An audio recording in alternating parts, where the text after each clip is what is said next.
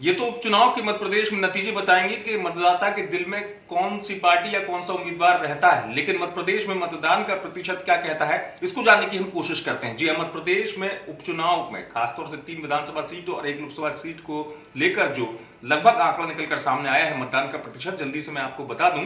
जैसे खंडवा की अगर हम बात कर ले, यहाँ पर 60% से ऊपर गया मतदान।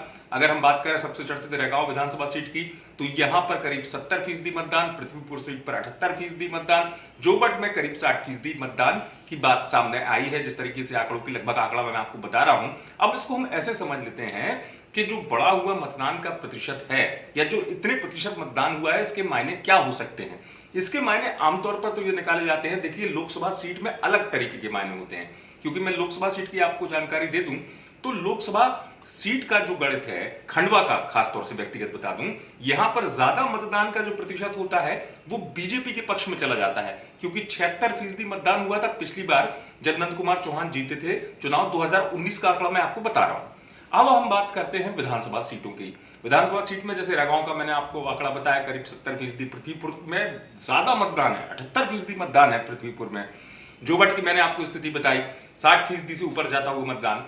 तो ऐसी स्थिति में विधानसभाओं में कई बार आमतौर पर इसको यह माना जाता है कि एंटी इनकम्बेंसी वोट यानी सत्ता विरोधी वोट है, लेकिन यह कहना जल्दबाजी होगी, क्योंकि हर बार जो है वो गणित भी बदल जाते हैं आमतौर पर। लेकिन जो धारणा है, राजनीतिक विश्लेषक भी जिस चीज को मानते हैं कि उपचुनाव में या आमतौर पर जो विधानसभा चुनाव होते हैं उनमें जो वोटर का प्रतिशत ज्यादा आता है, मतदाता का जो प्रतिशत आता है मतदान का, वो कई बार इसी तरीके से नजरिए से देखा जाता है क्या सत्ता विरोधी लहर है, एंटी इनकम्बेंसी है, मतदाता नाराज है।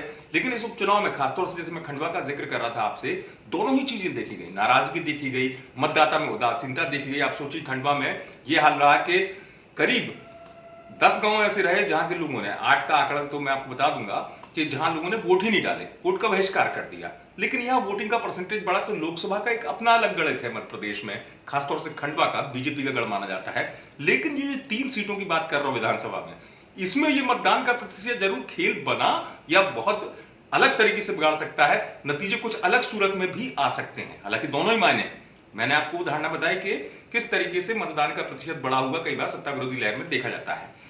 सतना से योगी तारा, खंडवा से जय नागड़ा और जोबट से चंद्रमान सिंह ने आप तक ये रिपोर्ट पहुंचाई। आप देखते रहें।